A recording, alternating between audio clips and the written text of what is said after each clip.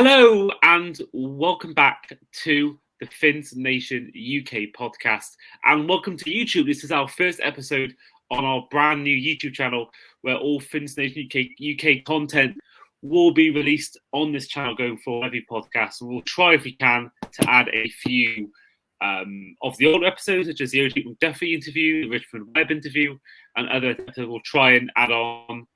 It'll be sort of, won't be like a visual like this, it'll be more the audio, but try and get it on somehow, because I realise that not everyone's been able to listen to the podcast through my Apple Podcast issue. Only Spotify's been on so far. So, for those who have struggled to listen to the podcast, there's now a chance to watch it virtually on YouTube. And there's been a demand for it on the Fins Nation UK Facebook page. So hopefully you'll now all be able to watch or view or listen to this podcast. I am, as ever, your host, Andy Davis, and returning to us, he came on our last episode as well. Back with us today is Mark Bradley. Mark, how are things? I'm good. I'm good, Andy. Thank you. Yeah, I'm good. I'm enjoying the off season, but getting ready for being back for football and enjoying kind of seeing the OTAs and all that sort of stuff. So get ready to get over. I've had to kind of fulfill my my football addiction with Madden for the past few months. So I've been progressing my skills on that. So that's been kind of my NFL experience over the past couple of months. How do you play it? Are you Ultimate Team? Are you franchise mode online? How do you normally go about your Madden? Franchise mode. I've to be honest, it's really bad. But obviously, I've been an NFL fan for years. But I've only just started playing Madden in probably the last three or four months. So I'm a bit of a noob and obviously get thrashed most of the time. But I've started. I played for a little bit, sort of in franchise, and now I'm starting to progress to some online leagues and that sort of stuff. I don't tend to do Ultimate Team very often because I'm just not nowhere near that level yet, and all these young whippersnappers just kick my butt all the time. So, but I'm enjoying kind of getting into leagues and franchises, and I'm in a few leagues now. So, I got my first win in the league the other day, which was nice. So, keep progressing. I kind of try and remind myself that I've only been playing it a few months, and everyone else has probably been playing it for years because I'm late to the party. Yeah, it is. I find it a very tough game online. I find it tough, to be honest, when I do play it now and again on sort of single player mode. Even on All Pro, I can struggle, I find sometimes. So, yeah, I know your pain. I've been in one online league before.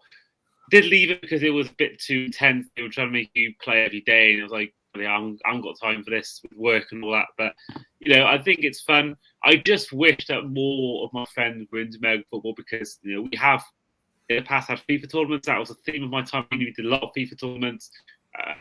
We play a lot of FIFA over the years, my friends. But when, in terms of all your friends from home, none of them like American football, it is hard. I would love it if you could have that chance to play it because it would just be, really, really fun. But, it is what it is. But, sadly they can't be converted yet, but hopefully one day they will be. That's it. So today's episode is all about mainly the main theme is about Jaylen Waddle's extension. That, of course, is the big news. But we are going to touch on a few other things later on in the episode, potentially the likes of Dua's new haircut and his talk about weight loss. Also, Jaden Phillips's finding an iguana in his toilet and his return from injury and the boost he can give the team. And anything else that comes in the conversation, we will talk about on today's episode. And once again, huge thank you to Wayne Collard for the podcast graphic and also Jez Granger for the podcast theme music. And hope you enjoyed the new intro to this podcast. I say new, the first episode we've done on YouTube, but hope you enjoyed this intro I've created. Footage will come from my time in Miami when we did the Fins Nation UK meetup in 2022. And I'm hoping, if all things go to plan, I'll be there once again for Fan Club Weekend in 2024 against the Arizona Cardinals. And if you are listening to this podcast or watching on YouTube and you want to get involved, go on the Fins Nation page. That'll all be there for you. Mark Angelo is the guy to contact as well for tickets. If you want to get involved in the Fan Club Weekend where you meet people from Mexico, fan clubs obviously from the UK, from America as well, and I believe there's Germany and Sweden as well. Last time I went, Bo Campus was a great bar. Watch actually probably the best game of American football I've ever seen, and that was a college game. It was Alabama-Tennessee, we were all watching it, and it was an incredible game. But yeah, if you want to give that a go, do check out the Facebook page, and obviously get in touch with Mark and Wayne. Wayne Carlisle will have all the details, I'm sure, as well. Maybe even Martin as well. But let's go into today's episode, and the main talk about Jaylen Waddle's big extension. Now, I'm just going to quickly get up the stats because I've forgotten. It was $85 million extension over a 3-year period. This now makes him the 5th highest paid player in his position. What's your take on it, Mark? Because for me personally, there's been a lot of mixed opinion. There have been some that are saying that, it's a bad deal. Why are you paying this much for him with his injury problems and the fact he's at WR2 when you got Tyreek Hill there? But on the flip side, we all know Tyreek Hill has said that he's going to potentially retire at the end of the season coming up. So, and with the market that's gone on now, with Justin Jefferson getting paid all that money this week, Jamar Chase and CeeDee Lamb are going to be wanting money as well. They're going to be wanting around about the same money as Jefferson. I think personally it's good that we got in there now, because if we'd waited and then Jefferson got paid all that money, Waddle could have easily gone, well, I want this money as well. And that's an extra, $30 million we could have, we basically saved in cap space. So for me, I like it. And the fact that Waddle will be, unless Hill does change his mind, he will be the first choice receiver come 12 months' time. And you can't guarantee you'd get a good one out in the draft. And we won't be in a bad enough situation where we're going to be picking high in the draft anyway, unless we trade up. So, and even if you do trade up high, I can't guarantee it's going to be a good receiver. So for me, I'm really happy with it. But what's your thoughts, Mark? Yeah, pretty much the same, Andy. To be honest, I'm really happy. I think in terms of the money, I think Chris Greer's had a pretty stellar offseason, I think, in terms of the move that he's made with managing the cap and everything else like that. And to get the deal done, as you said there, before the bigger contracts are going to land and are going to come in, I think has been a bit of a genius play by him. I think there's definitely probably going to be 3 or 4 more that are going to be getting paid, and as you say, Waddle would have wanted to have been up there with those. And okay, he's had a little bit of an injury history, but he's the first player that we've ever had that's done 3 1,000+ yard seasons in the first 3 years since he's joined us, straight out of college and everything else like that. So he's a vital cog in the machine. I agree slightly on the WR2, but I'd say he's perhaps more of a 1A. I think in 90% of the other teams across the league, he'd be their number 1 receiver. We're fortunate to have Hill in front of him, but I think in reality he is a WR1, and I think he deserves to be paid as such. We all know his chemistry with Tua as well. They've been together a long time, and I think I think it's a good deal. I'm pleased with it. And I think he deserves it. I think he seems to be a standout guy in the locker room as well. We don't seem to have any problems with him. He doesn't really seem to have a massive ego. He's not the sort that comes out and is demanding or a holdout or anything else like that. So he seems to be a team player, which I know Mike McDaniel prides that on a lot of his players. Even listening to his press conference today, he's very much all about the team, and I think Waddle fits into that perfectly. Absolutely, and I think that you mentioned there the stats he's had here: 3 straight 1,000-yard seasons. Of course, broke the rookie record for most receptions. Total of in 3 years, 3,385 yards, 18 touchdowns, with his longest touchdown being an 84-yarder in 2022. All this coming with just 251 receptions.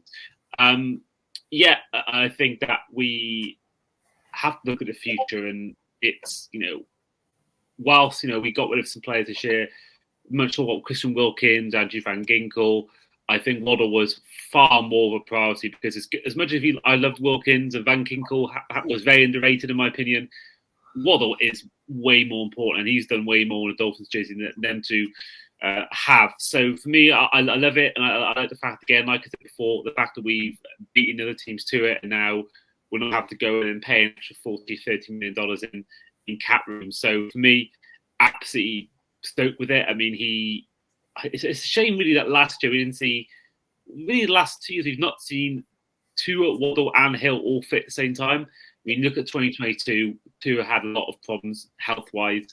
And in the year he's healthy, Waddle has quite a few injury problems. Hill has problems as well towards the end of the year. So it'd be nice to see, again, I mean, we said it before in previous shows, but, the O-line was decimated last year as well. I think we get Waddle now as long as you deal. Hopefully he stays healthy. Hill as well for this year. You've got Tua who can hopefully stay on the field. And, I think that with the O-line that stays on the field and stays as a unit. And you've got OBJ to throw into that mix as well now, as a trusted third receiver, perhaps over Craycraft and Berrios and people like that. You've got the two young rookies, the Washington Twins, and of course you've got Jonnu Smith now, who is another target that we perhaps haven't had over the past couple of years since Gesicki left, in terms of having a sort of a viable option at tight end. So I think those weapons, you they can't mark everybody. You can't cover everyone. So I'd expect to see another big year from him. And I think I find it quite reassuring to kind of know that we've got him locked up for the next, I think overall, because it's just extension on the end, it's like 5 years. The best years of his career, in theory. So yeah, I'm pleased. Yeah, me too. And I love the OBJ signing. I mean, one thing we really lacked in the last couple of years is the third choice receiver who can do what he does. I mean, we've had like Cedric Wilson with a Craycraft, but none of them have really, Braxton Berrios, but none of them have really done much stat-wise. But you look at OBJ, obviously he's not the same receiver as he has gone by. He's not going to be a wide receiver one, or even the two that have him as a third choice receiver. You saw him in LA just a couple of years ago. Really, he was basically on pace to win Super Bowl MVP before his injury in that first half. He was one of the best. He was probably by far the best player on the field, certainly taking away quarterbacks. And having there, I think he had something like 500 yards, 600 yards with the Ravens last season, and to have that rather than the 250 that Cedric Wilson had this season, I think makes a massive difference. And again, it gives us that third option now. It gives Tua that third option. It gives Mike McDaniel a third option to throw to. You could even argue fourth option with Jonnu Smith, as you said as well, with him involved as well. I think that ultimately that probably helps, in a way, helps Hill and Waddle, because I think one thing that maybe did hinder a little bit of the team last year, I thought, towards the end, was the fact that we were seemingly chasing that Tyreek Hill 2,000-yard record. I think that at times maybe we were almost forcing the ball to him too much, or maybe we were playing him when we shouldn't have late on in games. And I think for me, having that guy at OBJ, it just eases the pressure off Hill and Waddle. Now it opens the game plan massively. You've got more options, more headaches for opposition defensive coordinators to try and see who's going to cover who. And for me, I think it's even if OBJ's there for 1 year, I think it may make all the difference. And I think, if we are going to win a playoff game this year, which I've never seen, no one's seen since 2000, I believe it was, against the Colts. Was it the Seahawks? But it must be the Colts because of the AFC. Yeah. But if we are to win a playoff game this year, I have no doubts that a big part of that will be having that third guy, having that fourth guy in Beckham and Smith. And I think that's going to play potentially a big role this season going forward. I think the thing is with OBJ as well is I think as you said there about Hill chasing the 2K. I think we did want that for. I think Mike McDaniel is a player's guy. He would have wanted, if that was a possibility for him, he'd have wanted to get that for him. Hill's obviously a massive personality. We know that.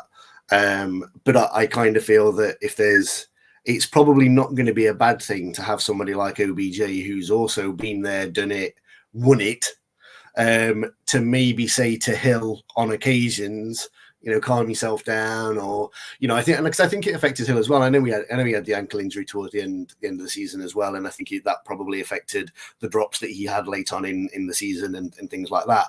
But I do think possibly the side of it was the fact that he was probably thinking, here's another 50 yards, here's another, another catch, and it probably, it may have affected him in that way as well. But I think, Beckham might be the sort of player who can perhaps calm Hill down a little bit, because we all know obviously he's a bit of a character and a bit of a, sort of the crazy one in the team, and I think that might help, because you kind of get the impression that as much as McDaniel is a player's guy, he's probably not the sort that's going to go to Hill and sort of not necessarily dressing down, but although there was a rumor that he did that, of course, in the thing. But OBJ, you'd think as sort of a mentor on the field, even to Hill, would probably be the sort of person who could say, look, come on, we need to knuckle down, and it's not all about that thing; it's about the win for the team.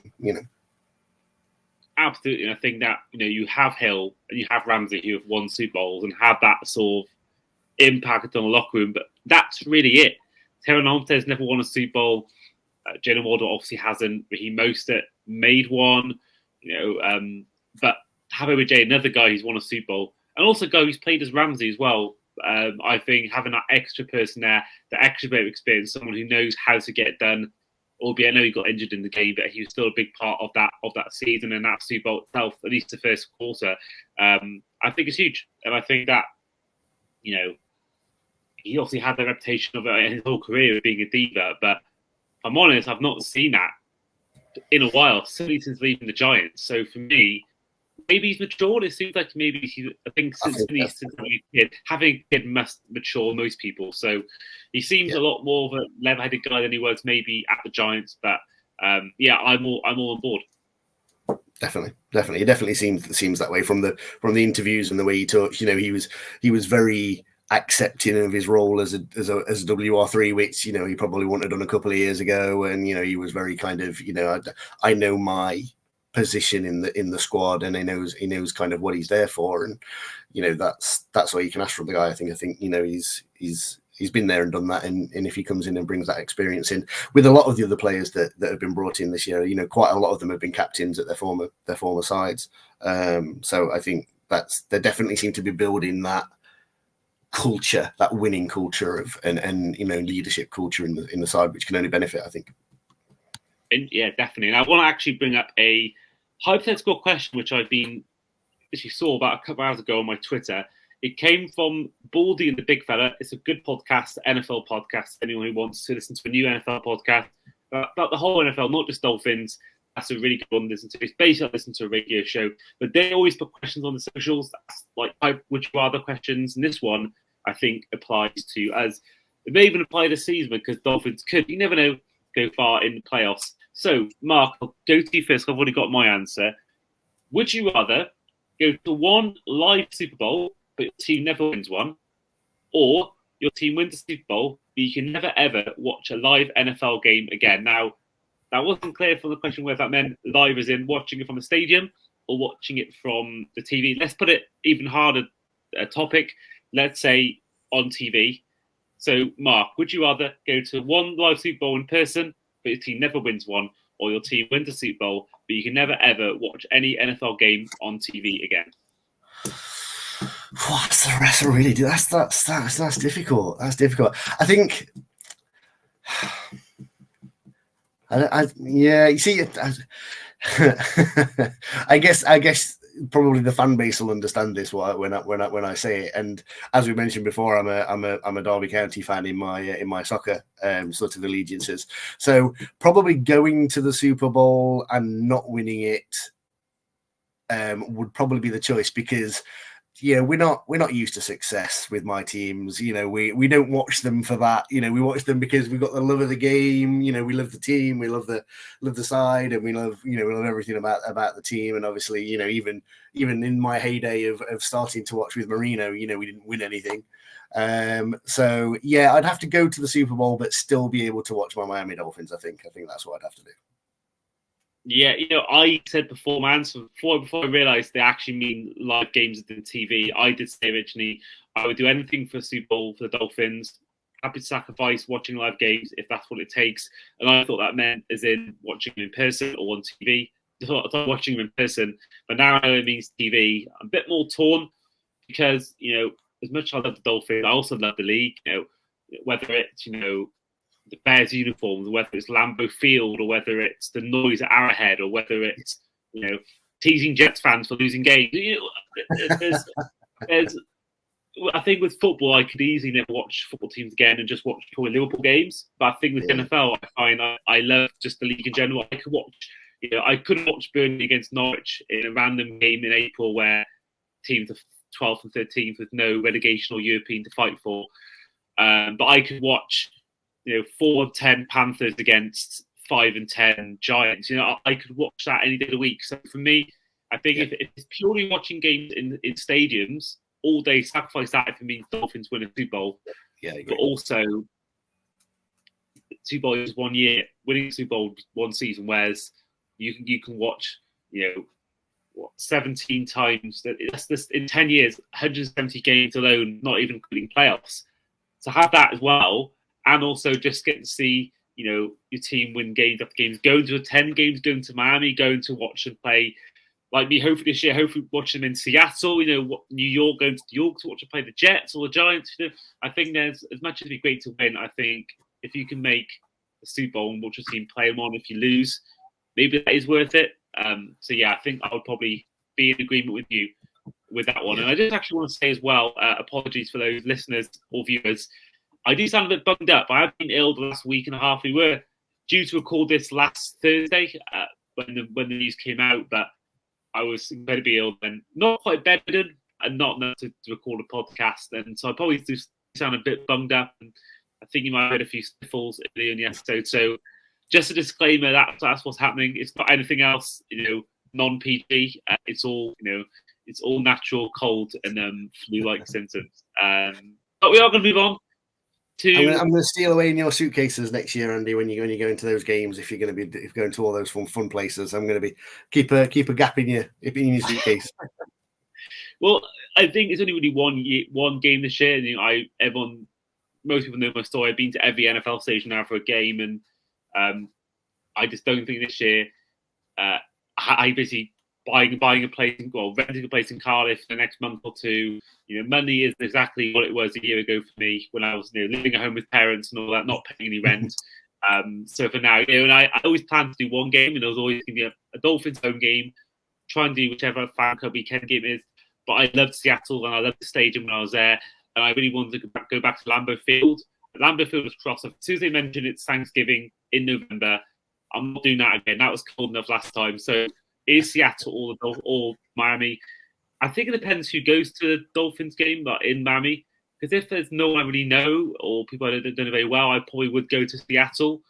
But at the same time, if the likes of Wayne's going, or Martin or Lee or Donovan Phil or Jez, I think that would probably convince me to go. And also, might be bringing my girlfriend along to the game because she lives in America just like me. So I'm thinking, depends. She's got a consultant exam coming up, but she's not sure whether it's going to be September or October. So if it's going to be October the 7th or something, she couldn't go to Seattle before that. That'd be criminal to go away to America a week before your exam. But it all depends on that. But I hope I'll go to one game at least. But yeah, still to be confirmed. I've got a friend who's a big Hawks fan.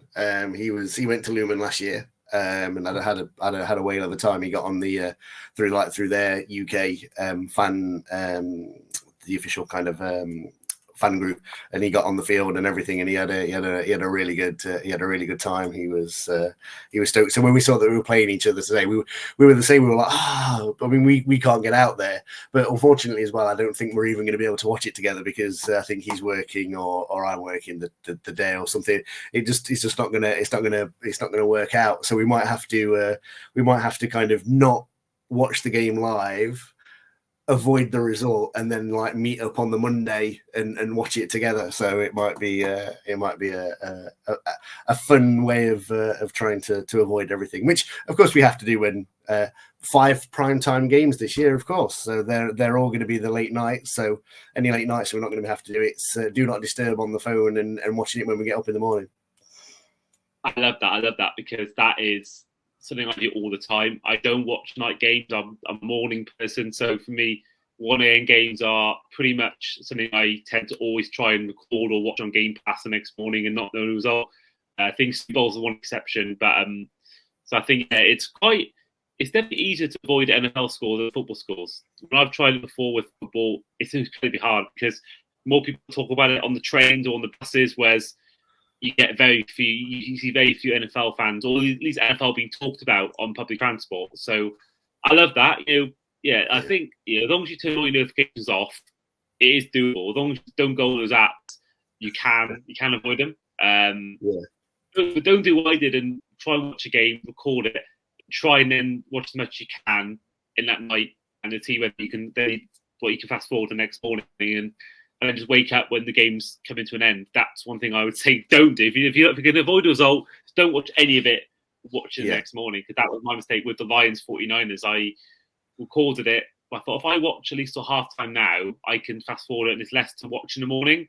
And then I woke up and it was Brock Purdy down the field later on winning the game, and then next thing I know it's Terry Bradshaw handing them the trophy, and it's like, oh god, that's annoying. It was obviously a great comeback. But quickly on the stadium thing before we go on to our next topic is, I apologise if I've asked this before to you, Mark, but have you ever been to Hard Rock Stadium? No, I've never been. I went to see the game at Tottenham against the Jags a couple of years back.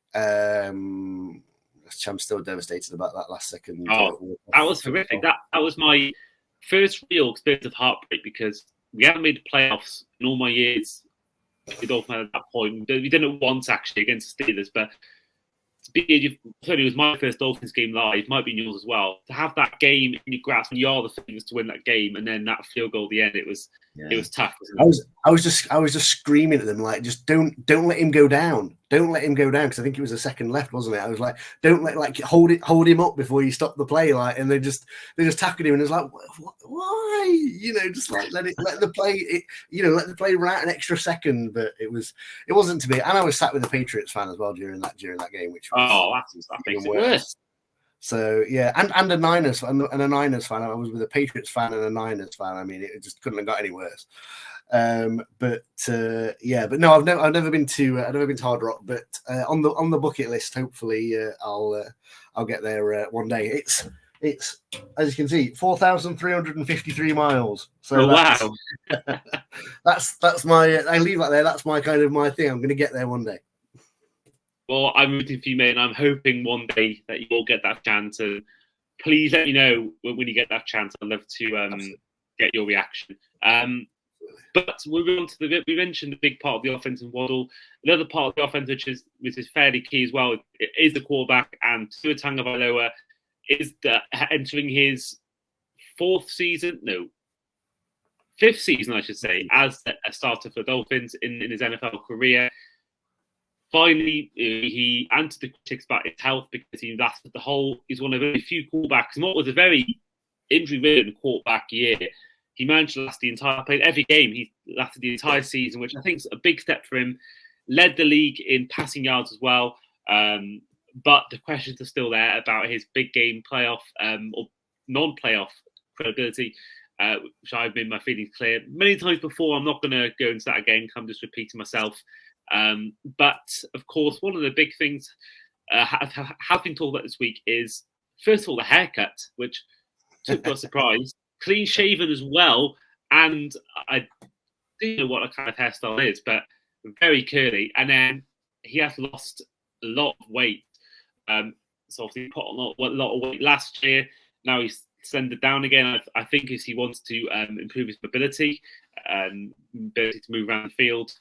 But now people are saying maybe he should have kept some weight. And I think I saw talking to Waddle, he said he misses Chubby Tua. What's the take been on 22 as we look? Also, another new sleeve. He's got 2 sleeves now, and also then the lost weight. I mean, I think he's great. I mean, I'm unapologetically a big fan of Tua. I think he's a good quarterback. I think he could be a great quarterback. I don't think he's there yet. I think we're more than entitled to drop a little bit of criticism his way for the lack of showing up in big games, but I also think we need to give him his props for the incredible season that he also had. Everybody seems to be in this kind of extreme camp of we either hate Tua or we love Tua, and I think there's a much more nuanced way of meeting in the middle with it. I think he looks good. I think he put the weight on last year essentially for the protection that he needed after the concussion season. And I think he did that because he knew he needed to protect himself from the bumps. I think the jiu-jitsu that he did in the off-season last year has obviously kind of worked and had a big impact on him. And I think he probably feels now that he's probably got that ingrained in his muscle memory to be able to avoid the hits using that, or the way he was falling and those sorts of things, to be able to do that. So he perhaps feels that he doesn't need the padding, he doesn't need the extra bulk to kind of compensate. He can do both. And I think if he can fall into that sort of that middle ground of, I was watching a bit of tape of him from the first couple of seasons, and he's never going to be a Lamar Jackson in terms of running, or or even like an Anthony Richardson, and he's never going to be a scrambler. But there was a few occasions in those seasons where he was able to run, and he was able to get the first downs, or he was able to sort of extend those drives himself, which I think if he can get back to that middle ground of being able to do it as and when necessary, as opposed to not doing it at all, but without putting himself in jeopardy, then I think that's the best of both worlds. He looks great. I think, I don't necessarily agree that, it's a bad thing. I think Mike McDaniel called him svelte. As you said, Waddle said about he misses chubby Tua. Would perhaps not say what Tyreek Hill said about him, which was rather hilarious. But no, I mean, I think this is his season. Like, I mean, I think we all know he's going to get paid, and he's going to get paid well. The deals, the quarterback deals that have kind of set the bar for that. And he said, obviously, that he's in his press conference earlier this week, he said that he's getting a little bit antsy about it. He's seen what's out there on the market, and he'd be daft not to want the same sorts of things. And I think he's right. He would, at the end of the day, he was the passing yards leader, whether the detractors say, that's down to having Hill and Waddle and those sorts of things. But, all of those guys swear by Tua. They say that they know he's going to put the ball in their hands. OBJ said it was one of the reasons he came to Miami, because he wanted to play with Tua. And those are the guys that know. We know, Mike McDaniel is still relatively new as well, but those are the guys that know. And I think I would take what they say about him and that they want to play with him much more than the pundits and the detractors and the people on, sort of the shows that you watch that are going on about him and everything else like that. The people want to play with him. He's proven that he can do it in the early part of the season. He can do it in the middle part of the season. It's just that end part of the season. And if he does put that together, you've got to think we're going to be able to go, at least get that playoff win, which would be nice, and maybe a bit further, But no, I think he looks good. Not sure about the hair though. I mean, it's a bit crazy, but yeah, I'm sure he might cornrow it again. Now he's grown it longer. He might cornrow it again like he did briefly last year and stuff like that. So it's always a bit of fun to have with stuff like that, isn't it? And things like that, and the comments that Waddle and Hill have made and stuff like that. But yeah, I'm pleased for the guy. He's putting the work in, and I don't think anybody can. The one thing you can't accuse him of is he doesn't go away and look at what he can improve and what he can do better, and try and come back and do those things. So, we'll give him his props for that. Yeah, I concur with that. I mean, I've mentioned many times before, I'm not really his biggest fan, but you can't argue what you said. The players love him, and in fact, he had got a passing yards lead role title. Does say a lot. I don't think by any means he's a bad quarterback. I think he's a good quarterback. I just question whether he's great. But I think he's got to prove it. He's got to prove it. Yeah, that's the thing. And I think if he can, and I really hope I can be proved wrong. I want to be proved wrong in these situations. There's times last year where he looked really good, and I was prepared to be wrong. And then games like the Titans happens, or games like the Bills happen in the final week, I'm back to thinking that way again. And I think that for me is the only really thing I've got against him is just the the big game thing. I think his accuracy I'm fine with. It's good. And he has these big throws in him. I think he's definitely removed the whole lack of arm thing. I think there's been many games where he's thrown deep, but I do question again, and some proven differently, that he can do a big game. For me right now, he's just a smaller Kirk Cousins. For me right now, personally, Cousins is a good quarterback, but he's not a great quarterback, and he doesn't win the big games. And I said it for a while now. I do think him and Dak are basically the same quarterback. The Cowboys were basically the NFC version of us last year. They couldn't win the big games either. Dak can't win the big games. I know he's won a couple of tough games, but one of them was against a 60-year-old Tom Brady in his final game as an NFL player. So, for me, I think there's a lot of I think there's a big thing. You've got Cousins, Dak, and Tua, I think, in that same bracket for me. The good quarterbacks, on the day they could be a great quarterback, but it's just not really on a consistent basis in the big spots. But you can't argue with the stats. I mean, 29 touchdowns last season just gone, 14 picks, 4,624 yards, 25 touchdowns for a season where he spent a lot of it out injured or down and out on the sidelines, just 8 interceptions. And then before that, 16 touchdowns, 10 interceptions, and maybe not the best yardage in 2,653.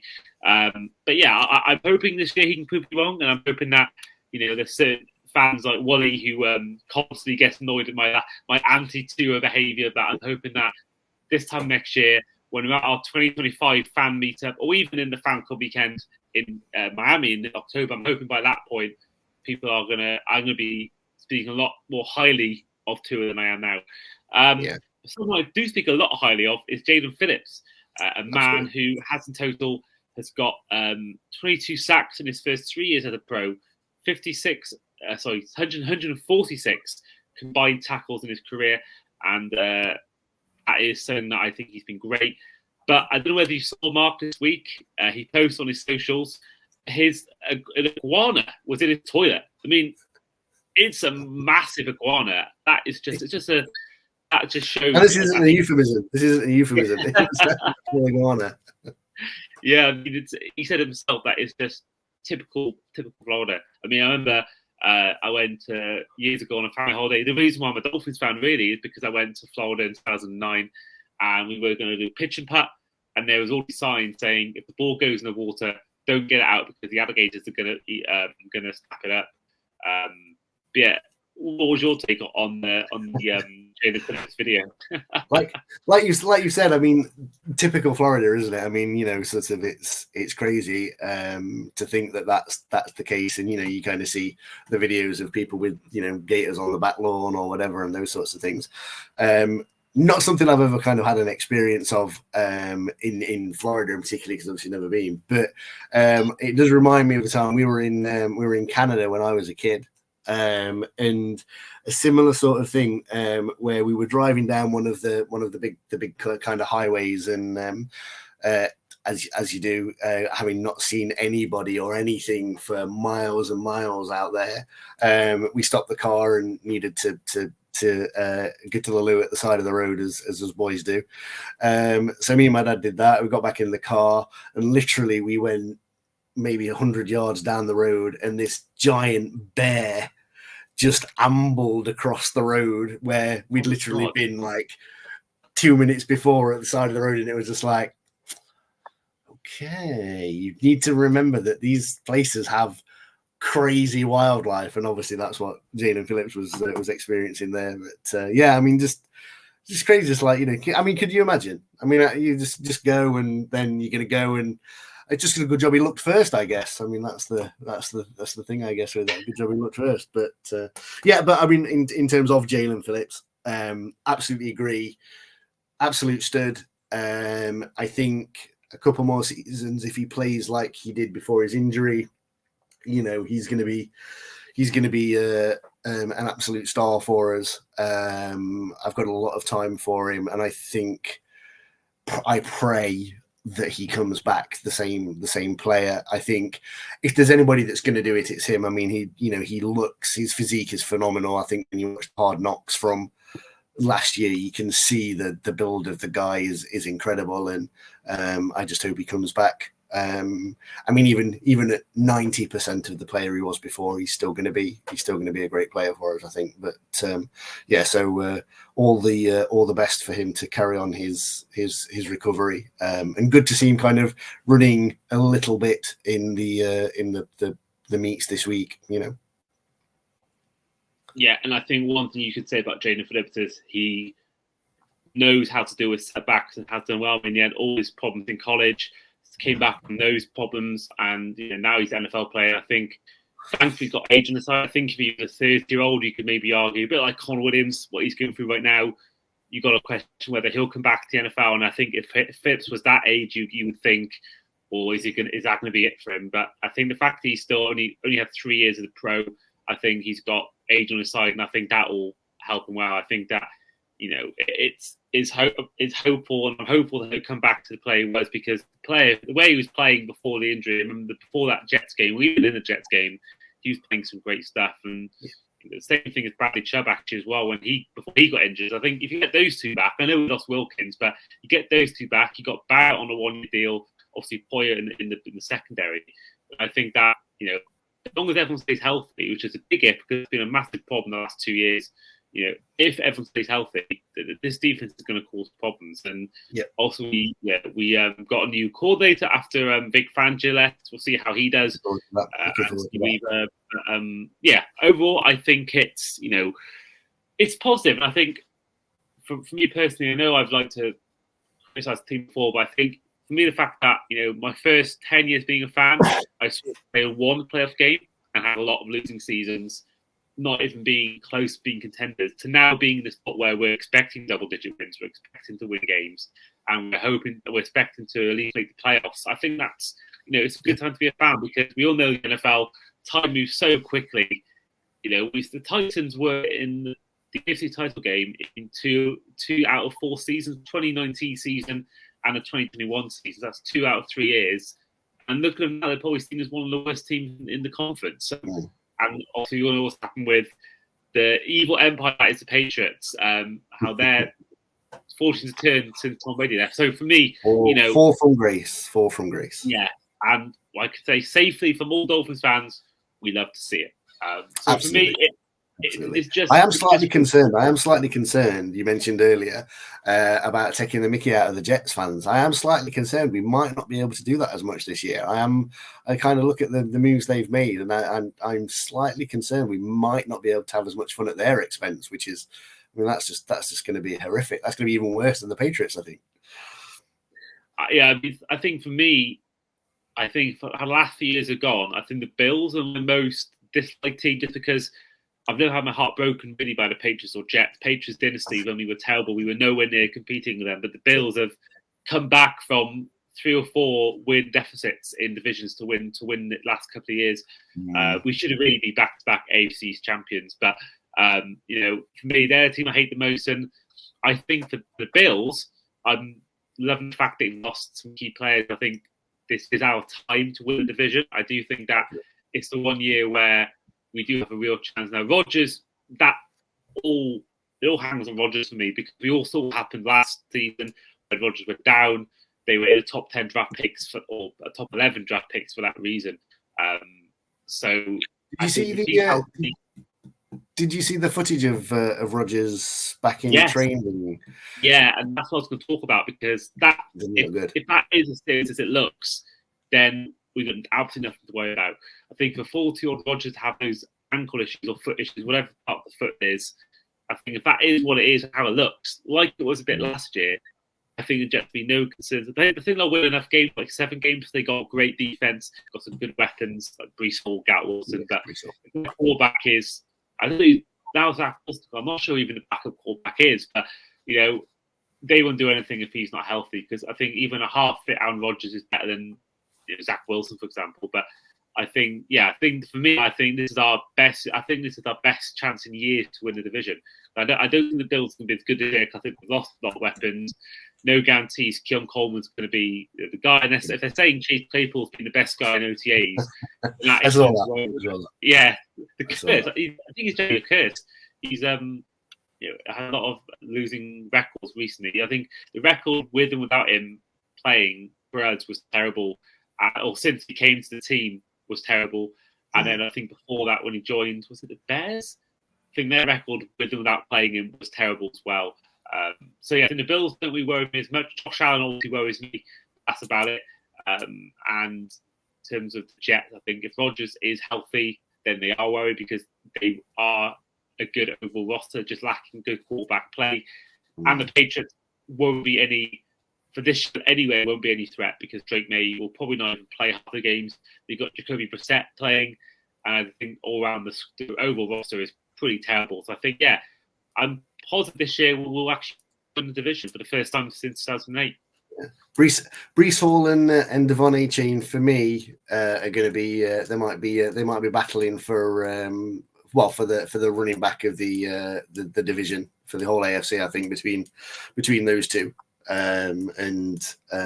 sort of potentially offensive player honors. I think between those two, I've got a feeling they're both going to have monster seasons.